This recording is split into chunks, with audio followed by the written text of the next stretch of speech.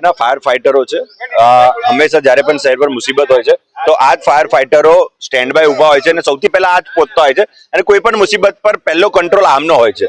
આજે એ સંજોગોની અંદર આ કર્મચારીઓને છેલ્લા 1.5 મહિનાથી પગાર કોર્પોરેશન દ્વારા અને કોન્ટ્રાક્ટ સિસ્ટમ દ્વારા ચૂકવવામાં નથી આવ્યો.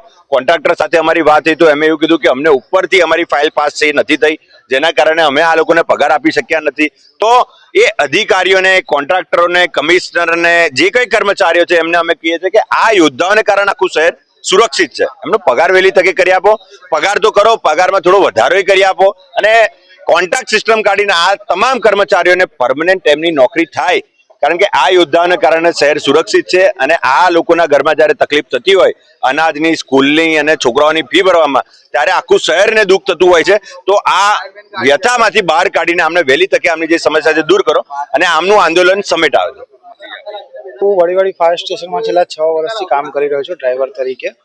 અમારી એક જ માંગણી છે કે ટાઈમસર પગાર થવો જોઈએ. આજે 18 તારીખ થઈ ગઈ છે પણ હજુ સુધી પગાર આપવામાં નથી આવ્યો. અને સેફટી શૂઝ છે, બીજી બધી પડતર માંગણીઓ છે કે યુનિફોર્મ છે, એ બધું હજુ સુધી આપવામાં નથી. 2 વર્ષ થઈ ગયા, ખાલી માપ લઈ ગયા છે, યુનિફોર્મ બી નથી આપવામાં આવ્યો.